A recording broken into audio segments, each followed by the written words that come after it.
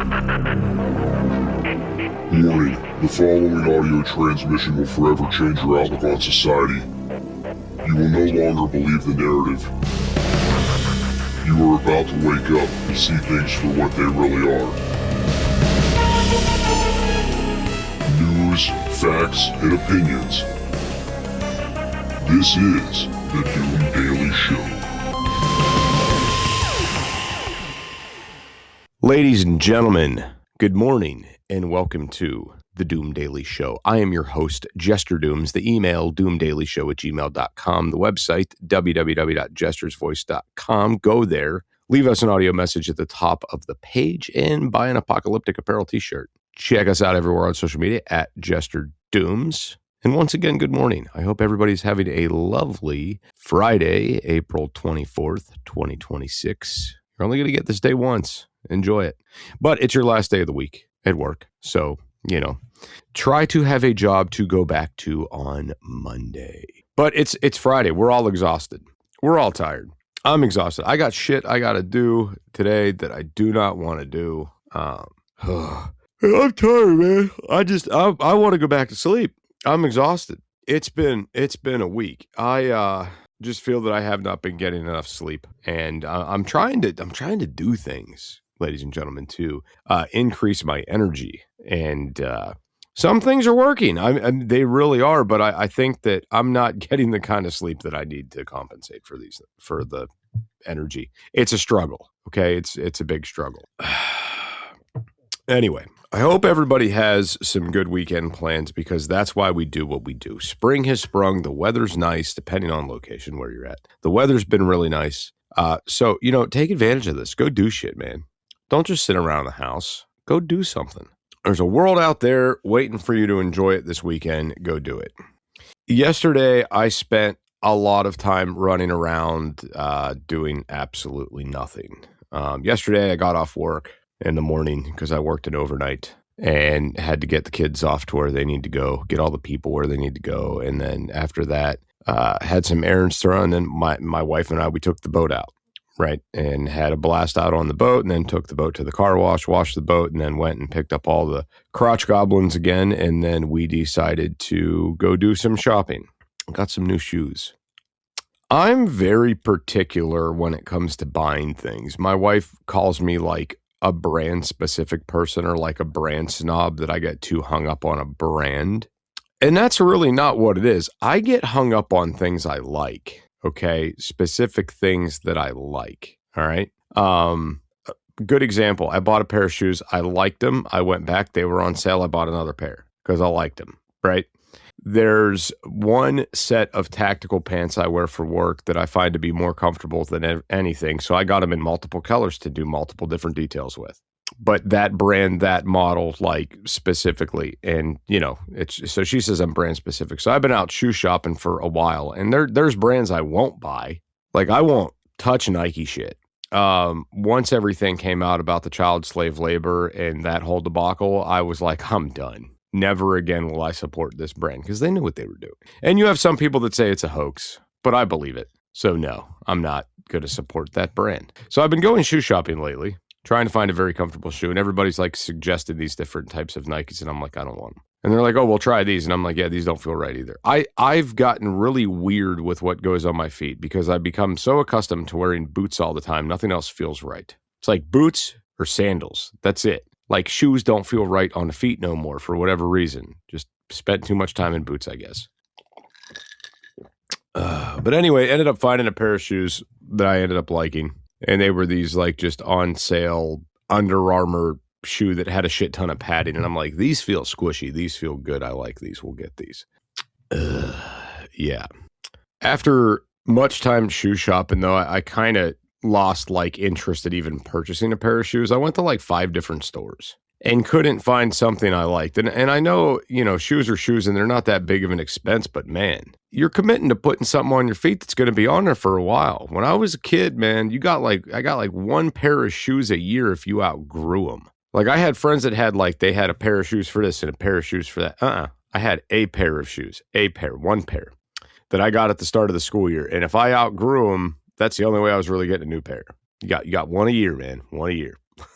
So I guess I've carried that into adulthood. Like, no, you don't buy a lot of shoes, man. You have one pair of shoes. Whenever they start to get tore up and beat up too bad after they're about a year old, those become your outside shoes. Those become like, I'm going to, change the oil in these shoes, and they're shit shoes now, and then you get your new shoes. Anyway, so that's what transpired yesterday. Was some more of my shoe debacle after, boating and everything else, which was fine. Ended up acquiring shoes, so I'm happy that that's over for at least a year now. Then we came back to the house, ended up having dinner while we were out at a Chinese place. Food drastically improved from the last time I'd been there, so I was pretty happy about that. Anyway, that's enough of the bullshit. We'll be back right after these messages. Can't get enough of Jester Dooms? Check out his other show, It's Doomsday Podcast, available on all podcast platforms. That's It's Doomsday Podcast. Back to the show. Ladies and gentlemen, welcome back to the show. I'm not going to get into any kind of crazy news stories. I just want to talk about something that I noticed, and it really, I read into this way too much. So it's graduation, prom time, like all these things are happening right now for the seniors. It's a big time in their lives. And it got me thinking, like, back to when I was in school. And because, like, for whatever reason, like, I swear to God, I haven't noticed it in the past, but for whatever reason this year, I'm like noticing all these kids out shopping for tuxedos and shopping for dresses. And like, they're fucking everywhere, man. They came out of the woodwork. Like, I don't know what the hell happened, but they're everywhere. Like, I can't get away from them. Like, and it's like, the scary thing is they're out driving on the roadways. So it's like, it's crazy. Okay. But I'm noticing them. They're everywhere. All right. Maybe I'm just getting out more lately. I don't know. But I want you guys to go use your mental time machine and go backwards to when you were in school. And remember being in grade school, starting kindergarten, the first grade, it was like exciting times. You're learning. It's fun. And then, third or fourth grade, it starts to kind of drag. It's just, it's monotonous now. And the work's getting harder, and the assignments are getting more challenging, and it becomes more of a struggle. And you're going through that debacle. And then by the time you've had enough of that, it's like junior high's coming. It's a new, exciting experience, and you get treated a little bit more like an adult when you're in school because, you're not walking with the group anymore. You have a schedule. You're going to different classes. You're not following the main homeroom around anymore, right? And then, boom, high school. There's a light at the end of the tunnel. You're going to be done with this. All right? It's coming. And when you first get into high school, you're not thinking of anything. You're just, it's a little bit scary. It's new. It's fresh. The classes are longer. It's more exciting. It's all this stuff's going on. You got better sports. Like, everything's getting crazy, and it's exciting. And then when you're in your last 2 years there, everybody starts to give you that question. What are you going to do with the rest of your life? What are you going to do when you graduate? Like, are you going to college? Are you going to trade school? Are you going to the military? Like, what are you doing? And the message that I don't think anybody's really like telling our youth, okay, is number one, you could do whatever you want within reason, like for the most part, like things that have to fit into your lifestyle. But I mean, you could basically do whatever you want. If you decide I'm getting out of high school, I'm going straight to the military, bam, you could do that. If you get out of high school and you're saying I'm going straight to college, boom, that's your choice. Go. If you say, screw all that, I'm just going to get a job. Okay. If you say, I think I want to go to trade school and I think I want to be an electrician. Okay, sweet, do it. Now, the message that I would like to convey to these young individuals is very simple. You're not stuck in one decision. You're not stuck in one choice. And what I mean by that is, like, you don't have to go to the military and that's it. You don't have to go to college and that's it. You don't have to just get a job and that's it. You don't have to go to trade school and that's it. You could get out and go to the military, okay? You could go to trade school after that. You could go to college after that. Like, you could do more than one thing. You can get more than one skill. And it doesn't hurt you to do that. I wish when I was young, somebody would have told me, listen, the world's forever changing. Get good at doing more than one thing. Nobody told me that, and I wish they would have. And now I'm an individual that wears multiple hats, right? And it's mind-blowing to me that, like, all the things I'm doing in life now, I could have done years ago. There was nothing really stopping me. I just didn't have direction. I didn't have the forethought. I didn't have anybody telling me anything. So whenever I was involved in the trades, the fossil fuel industry was booming. Nobody thought that was just going to die out. So I put all the effort, the hopes, the dreams, everything into that. And come to find out, after I got a lot of things accomplished, after I got a lot of experience up, boom, it all went to shit. And then found out that a lot of these jobs that are related to the fossil fuels are very area specific. You can't do these in every part of the country. There's not a market for these everywhere. You know, it's not a thing. So if you're a young person, excuse me. So if you're a young person and you're trying to make that career decision, I want you to think about 3 things. Okay. Thing 1, is the career you're selecting the end all be all only thing that you want to do? Give it some thought. Think about it. If you could see yourself being both an electrician and a veterinarian, figure out a way to do both of those. Those 2 jobs do not coincide, but if the housing industry takes a shit and there's no electrician work, well, maybe there'll be some veterinarian jobs open.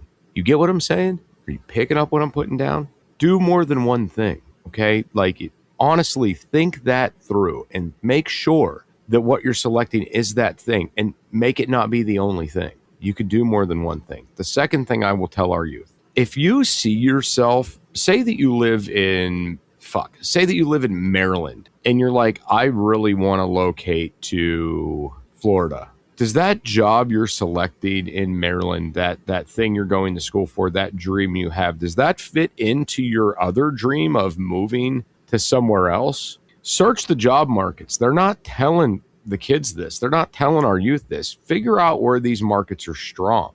Not every city, not every state operates the same, and even pay varies. So what might be a really good paying job in the north might not be so good of a paying job in the south, and it might be harder to make ends meet. So whenever you're going to select careers, or you're trying to really pick apart and decipher your career goals, just remember, like, it's very possible to get relocated for work. It's very possible industry could dry up where you are. It's very possible you might find yourself on the move. So trying to find a job and selecting a career that pays the same across the board is a good idea. You want to know that you're going to be able to make the same money in Baltimore, Maryland as you would in Miami, Florida. If that's what you're going to school for, if that's your goal, that's what you want to do, and you plan on relocating to the South to have sandy beaches, right? Another thing that the youth needs to think about, and somebody needs to be telling them, and a message that needs to be conveyed to them is your job going to be around forever? Is it a lifetime job? Because we are losing jobs to AI currently. Every time a new regulation comes out in the fossil fuel industry, that changes so much drastically. Every time we stop building a product in the US, it changes things drastically. It really does. I've experienced this myself, okay? I went to school for something and started doing it, and, fossil fuels went under, fracking went under, everything went to shit, and then boom, I can't find work. So the government and the regulations has a lot to do with these jobs. So the youth definitely needs to be thinking about that as well.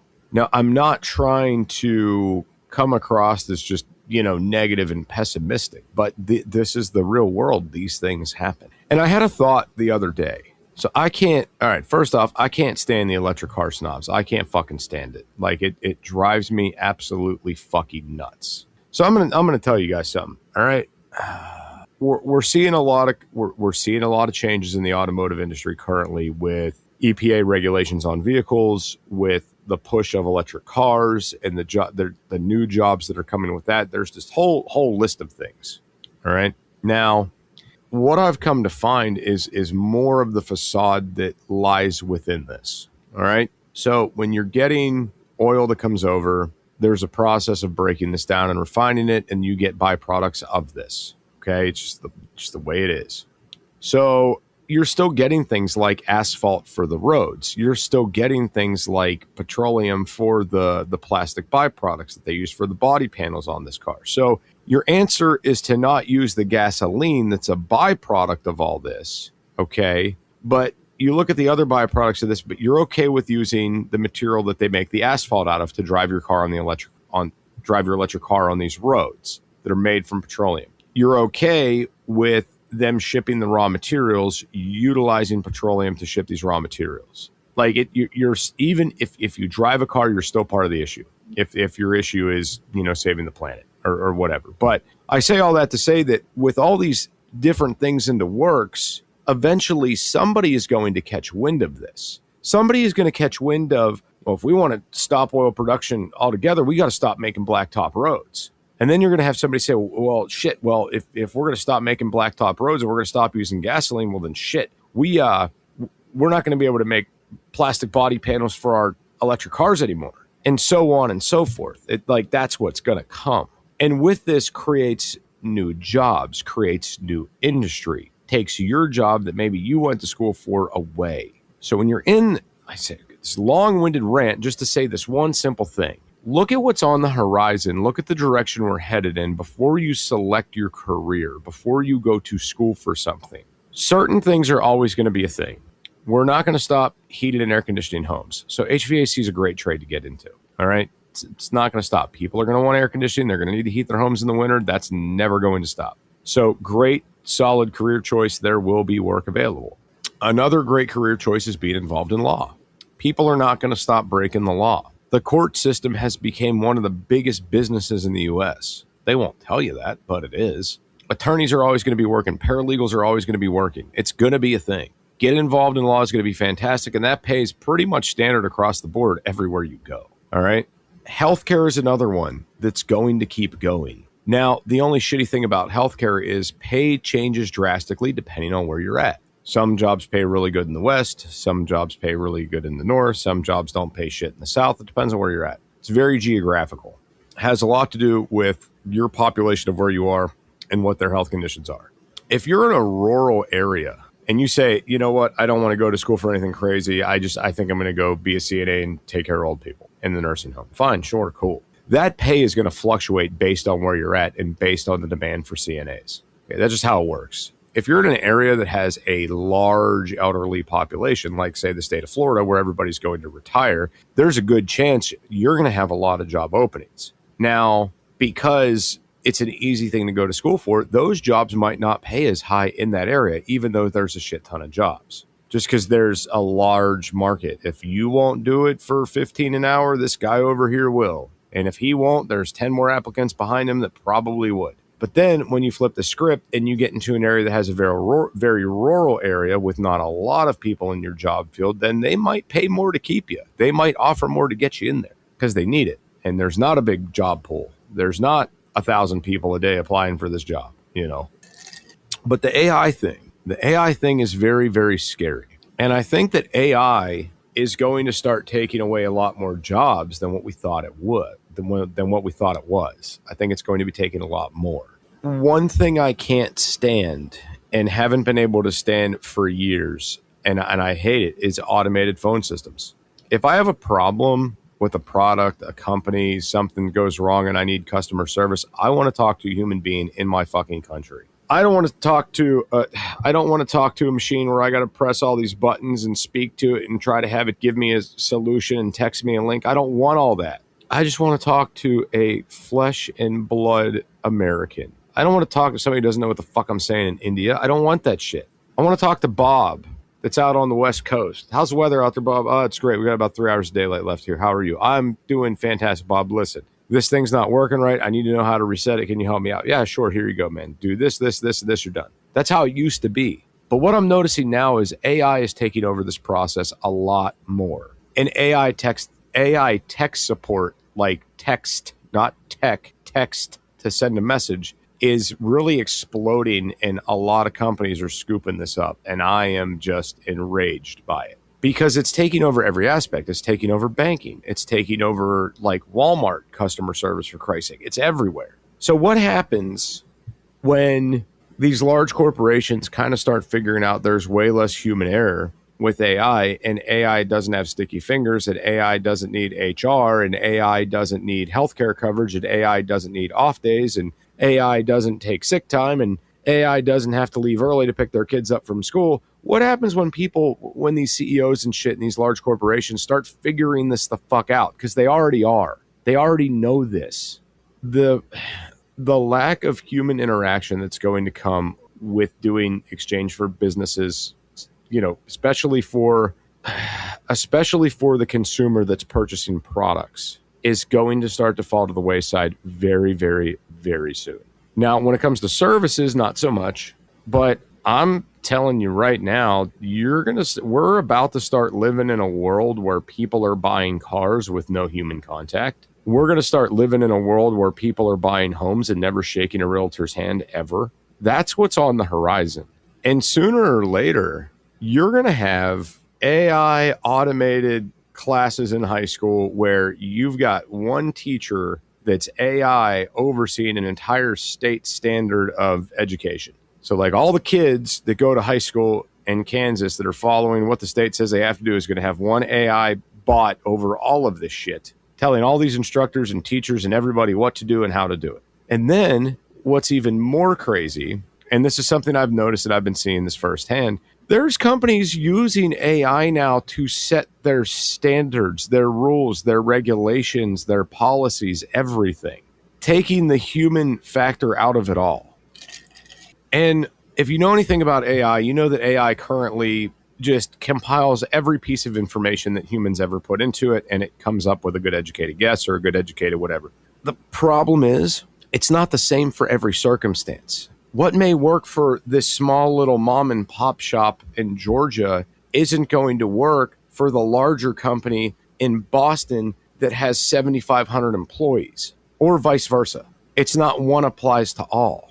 I don't know. This was a very weird episode. This is a very long-winded rant about our youth coming out of high school, going into the job market, needing to make the best decision possible, and trying to weigh all these unforeseen variables that are coming in the future. And it just sparked this idea in my head about the youth. I mean, I look at these kids, and some of them, they don't know their addresses. They can barely read. They don't write cursive anymore. Like, it's all changing. And they're being led in this direction, like to their doom, because the world as they know it is going to change extremely. God, man, it's coming. Anyway, I hope everybody has a great weekend. We'll be back here on Monday for another exciting episode of the Doom Daily Show. Don't forget to tip your producer, Scooter.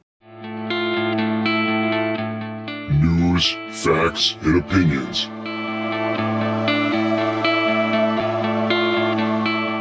This is the Doom Daily Show.